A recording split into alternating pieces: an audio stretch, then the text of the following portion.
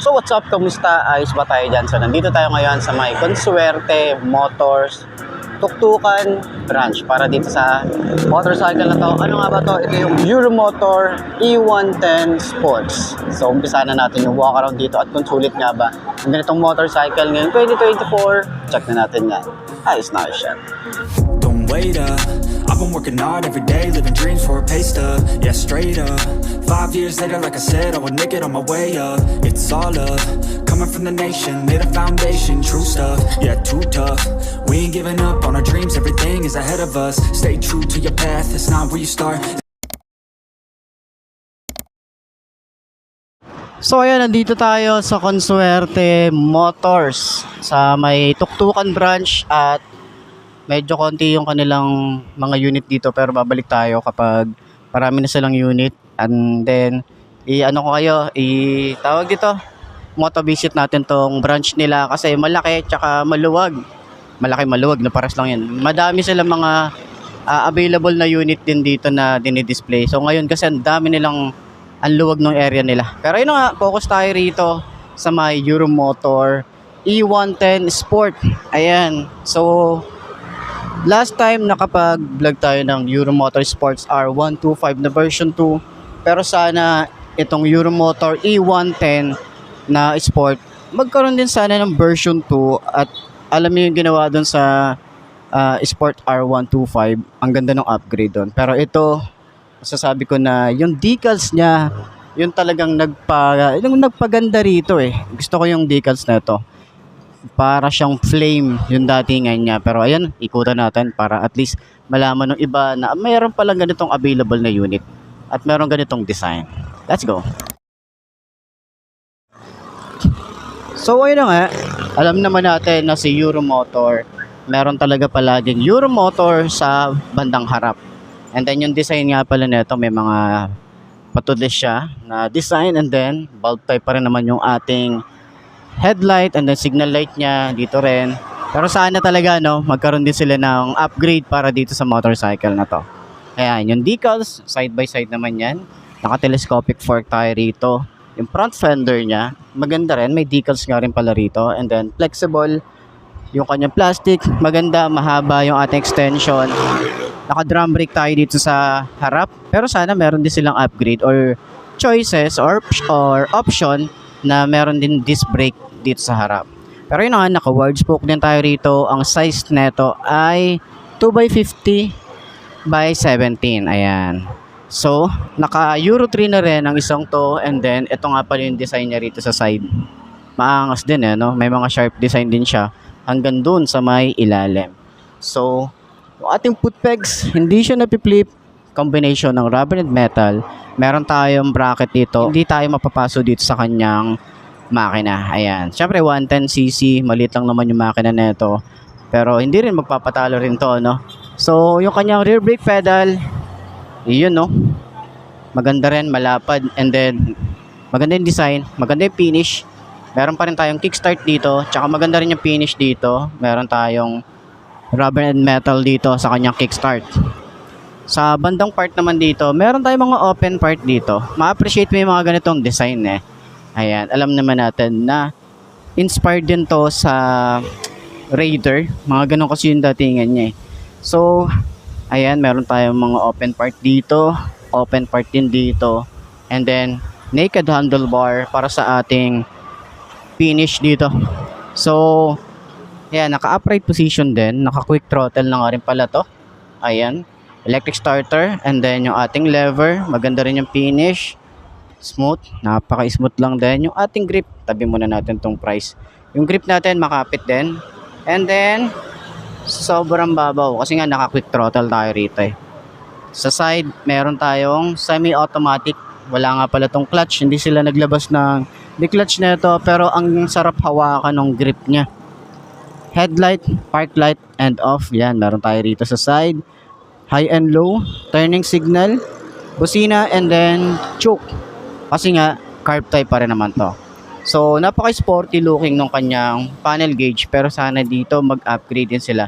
Si Euromotor ng digital and then combination ng analog. Why not, diba? So, ayan. Dito yung kanya speedometer, odometer, fuel gauge nasa gitna.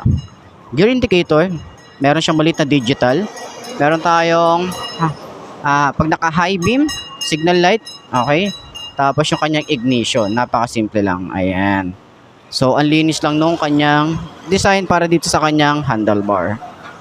Balik na natin. Sa upuan, maganda rin yung design, maganda yung looks, maganda yung leather. Tingnan natin yung leather. Ito yung leather niya. Ayan, ayan yung leather niya. So, maganda yung finish. Makapal yung ating foam, sobrang lambot. Dito rin sa ating OBR. So, ngayon kasi talagang hanggang OBR, makapal na yung foam na ginagamit nila. Tapos, meron tayong helmet hook dito. Metal naman siya. Ito ay yung compartment niya. Tapos dito rin yung battery. Yung ating gas tank. Yan. Sana dito maglagay sila ng may ambulance. Sana dito maglagay sila dito ng rubber para at least hindi nagagasgasan yung ating gas tank or yung paint job para dito. And then dito naman sa grab bar, napakasimple lang ng design. Kasi nga madalas nilalagyan to ng top box. Kaya siguro ganito lang talaga yung nilagay na grab bar para dito sa motorcycle na to. Okay? So, yung tambucho, napakasimple. Wala siyang cover para dito. Pero ingat tayo rito sa mga aangkas kasi nga eto siya, no, malapit yung ating paa. Baka kapag mainit na siya, ay mapaso tayo. Swing arm, maganda rin. And then naka dual shock tayo rito. Hindi siya adjustable. Naka drum brake din tayo dito sa likod, naka wide spoke at yung size niya ay 2.75 by 17. Ayan. Tube type pa rin naman to, harap at likod. And then yung ating decals dito sa likod, napaka-sporty looking din talaga. Gusto ko yung decals niya, hindi siya masakit sa mata, no? Bagay na bagay sa motorcycle. Kasi kulay black. Ang ganda ng combination pag red and black and white. 'Di ba? Ganun yung effect niya. So, meron din tayo rito ang fender na malapad, lagay ng plate, yung kanyang reflector, and then yung ating taillight na bulb type pa rin at yung signal light niya. Pero sana dito, upgrade sila, LED, baka naman, di ba? So, meron din tayo rito chain cover at yung size para dito sa likod ay 38T or 428-36T. Yan, medyo maliit lang yung kanyang sprocket size. Naka dual head shifter tayo rito pero maganda yung design niya rito. Ayan, tapos yung kanyang foot pegs hindi siya napi-flip, combination ng rubber and metal din. And then yung itsura ng ating makina. Ayan. So, try nating sakyan itong motorcycle na to para at least sa mga 5'2" na kagaya ko, kung abot ba nating mga 5'2", okay? So, marami kasi nagsasabi dyan na wala akong masyadong abot na motorcycle. Pero, eto, tiyak, abot natin to. So, sakyan na natin. Okay? Don't wait up. I've been working hard every day, living dreams for a pay stub. Yeah, straight up. 5 years later, like I said, I would make it on my way up. It's all up. Coming from the nation, made a foundation, true stuff. Yeah, too tough. We ain't giving up on our dreams, everything is ahead of us. Stay true to your path, it's not where you start, it's all where you're at. It's where you end up when your back's to the mat. Do you cripple the flat or get up off your back? Deliver these facts to see them react. The stadium's packed, they all gonna snap. The motivated attract, the escalated attack, the frustrated. Alright, upuan natin itong Euromotor Sport E110 or E110 Sport. So, sa mga naghahanap ng mga pang beginner bike, pwede ang isang to. So, sakyan natin. Pag naka side stand siya, ganyan ang itsura niya. Hindi naman siya mukhang alanganin na i-side stand sa mga pababang lugar. Pero syempre, ingat pa rin tayo. Kasi medyo magaan lang itong motorcycle na to. So, 5'2" ang aking height. Uy, medyo mataas pala to. Parang nagsisi ako dun sa sinabi ko kanina na abot natin. Ang taas. Siguro dahil makapal yung foam na ginamit dito, kaya ganito siya kataas. Hindi siya upright pala, no? Medyo sub-sub ng konti. Ayan, oh. Pero syempre, yung style natin para maabot natin to, yung ating isang paa nandito sa ating rear brake pedal, okay, para at least alalay. Uy, maganda yung brake sa likod. Sa harap, yung shock maganda. Yun, oh. Signal, yung turning signal, no? Turning radius, malawak din. Hanggang dyan, oh. Tatama na nga siya, eh. Ayun, oh. Konti na lang tatama na. So, magaan yung motor kapag naitayo nyo na. Sobrang gaan. Ang ganda nito isingit, no, sa mga alanganing lugar o dito sa atin kasi sobrang traffic.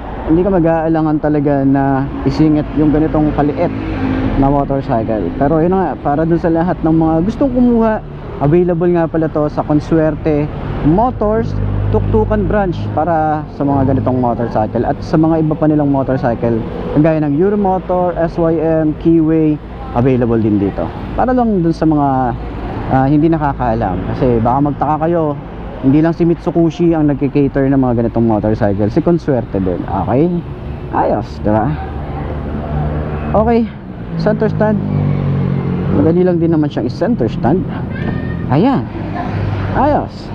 So yun naman, para sa mga nagtatanong kung magkano nga ba ang ganitong motorcycle, ito ay nagkakahalaga lang naman ng 40,900 pag kinash nyo, and then nasa 2,000 lang naman yung kanilang down payment kapag kinuha nyo ng hulugan.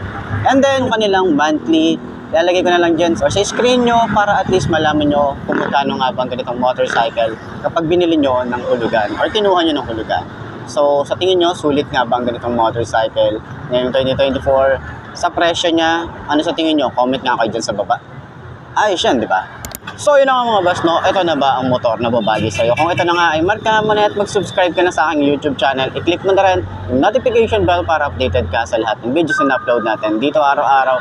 So lagi yung tatandaan, wala sa brand ng motor ay tatagal yan. Kung di na sa pag-aalaga mo yan, tatagal yan, ayos na ayos yan. So kita ka na lang ulit tayo bukas. I'm Mark D.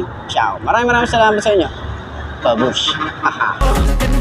Let go, won't stop, no, I won't let go, I won't drop, no,